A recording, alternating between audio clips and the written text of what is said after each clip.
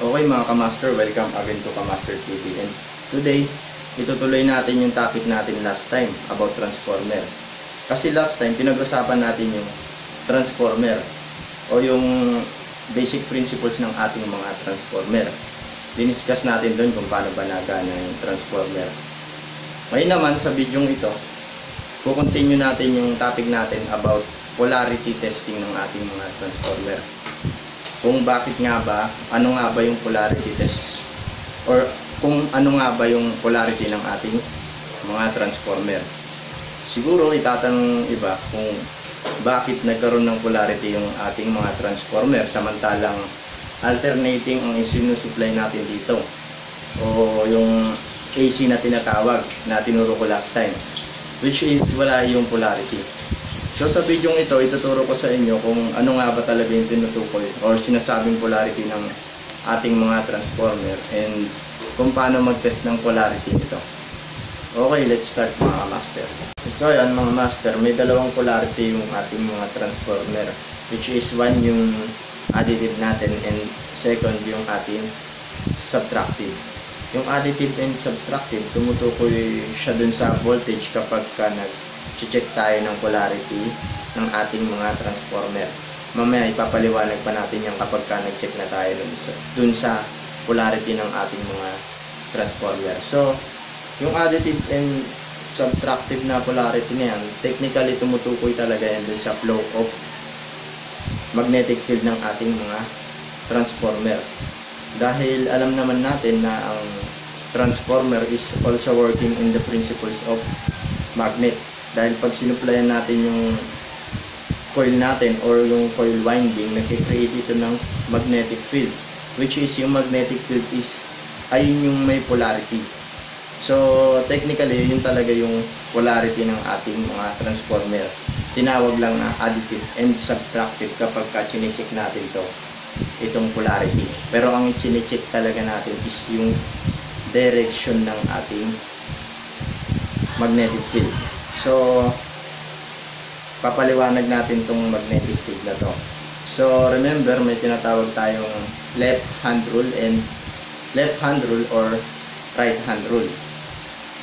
Ito yung right hand rule natin, which is, ito is nagre-represent sa ating coil winding. Kung ito yung coil winding natin, for example, counterclockwise ito iikot, yung thumb natin yung directions of magnetic field. Ito yung tinatawag na right hand rule. Ito yung palatandaan natin para malaman natin kung saan nga pa pupunta yung ating or kung saan nga pa pupunta yung ating magnetic field. And dyan palang dalawang polarity na yan mga kamaster ng ating magnetic field is tinatawag na north and south or north pole and south pole sa magnet. So may representation ako dyan, dalawang transformer, isang additive and isang subtractive. So sa ating additive, malalaman mo daw additive yung ating transformer kapag ka yung coil of winding ng primary and secondary is magkaibang direction, tulad niyan sa ating representation. Pansinin natin yung ating additive, yung coil ng transformer niyan is nakaikot counterclockwise. So remember the right hand rule natin, kapag counterclockwise, dito papunta yung kanyang magnetic field. And then dun sa secondary niya naman is opposite direction, nakaikot siya clockwise.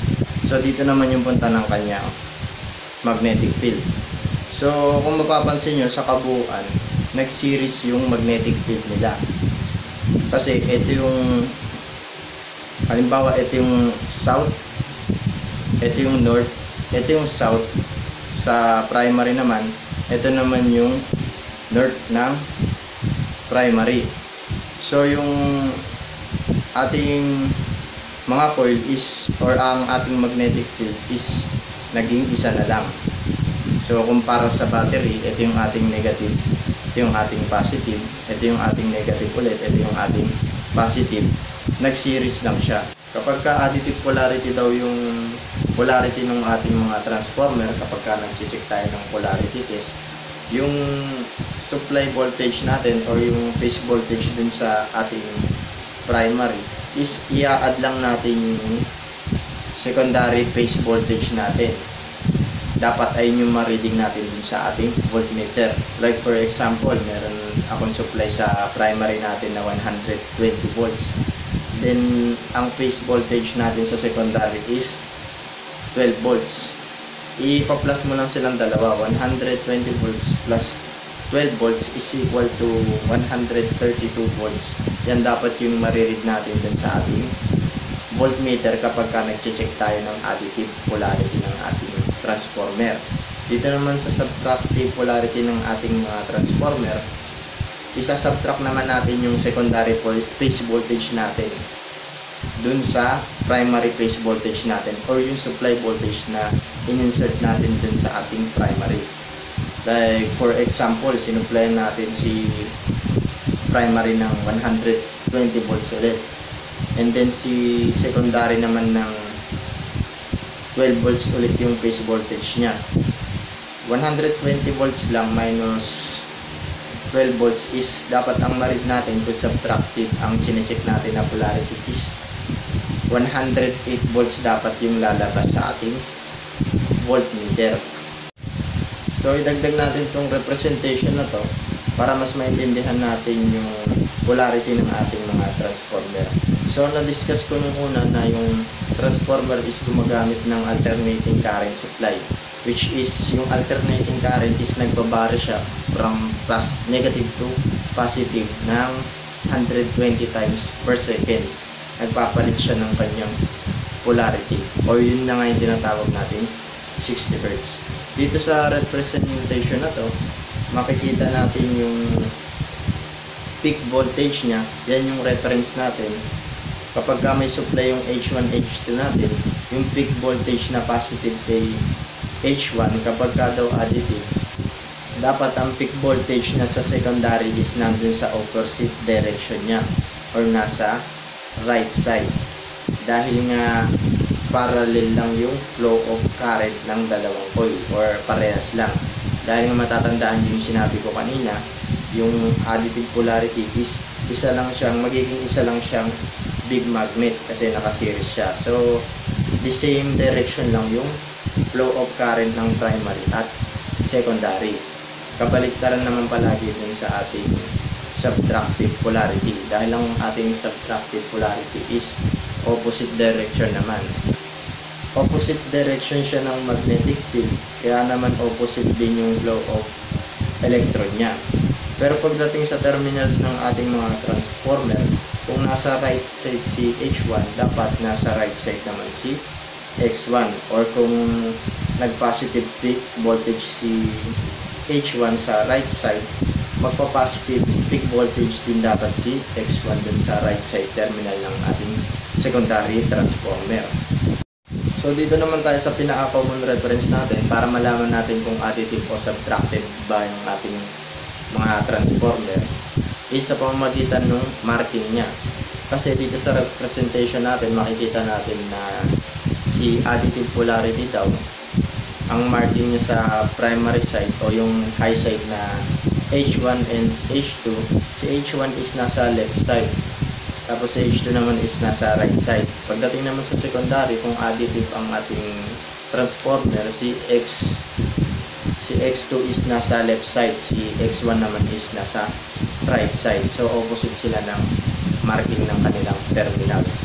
Sa subtractive naman natin, ganun pa rin sa primary, si H1 nasa right side pa din, or nasa left side pa din, si H2 naman is nasa right side pa din. Pagdating naman sa secondary ng ating subtractive transformer, si X1 naman is nasa left side, tapos si X2 naman is nasa right side naman. So parallel lang si H1, X1, si H2, H2 or X2.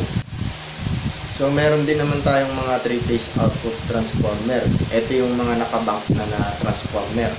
So may tagging yan na X1, X2, X3.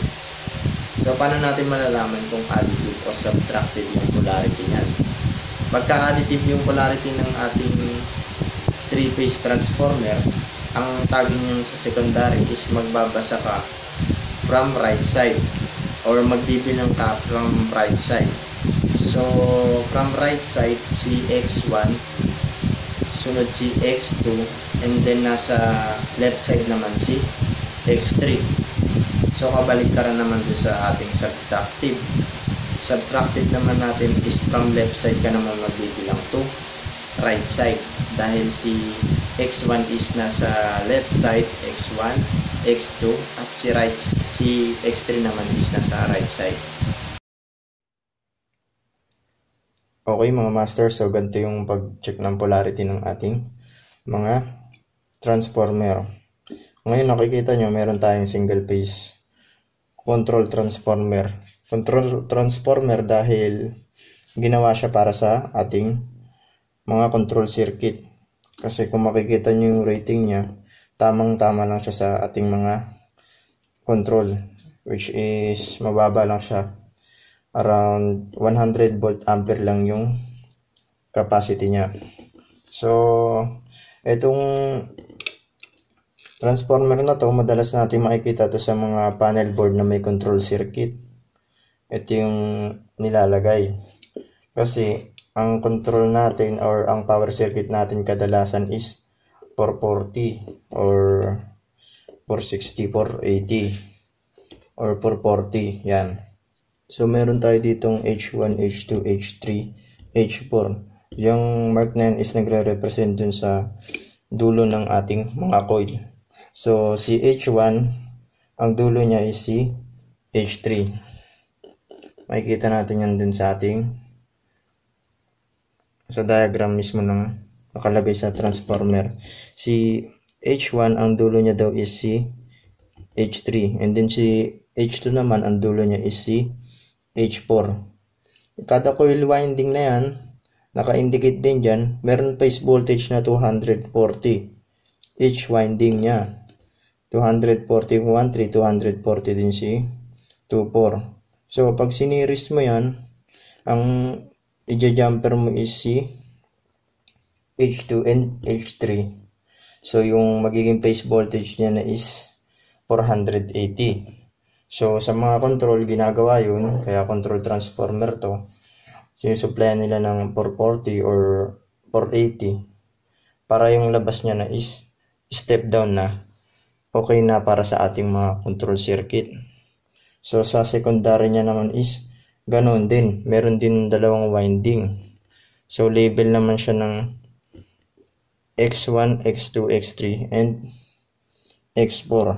Pag ginamper mo si H2 and X2 and X3, tulad ng naka-jumper na dito, itong gitna, ibig sabihin magsiseries yan si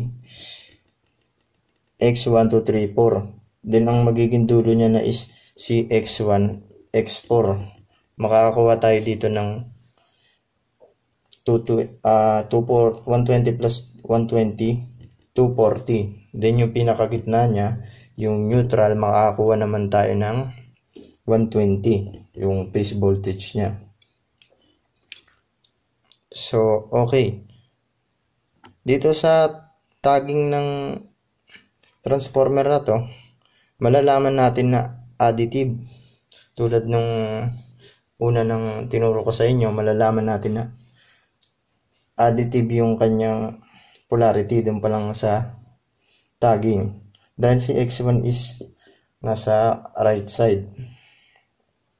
Pag si X1 naman is nasa left side, ito is yung ating subtractive. Pero ituturo ko sa inyo kung paano mag-check. Let's say wala itong tagging, yung ating secondary o unknown yan.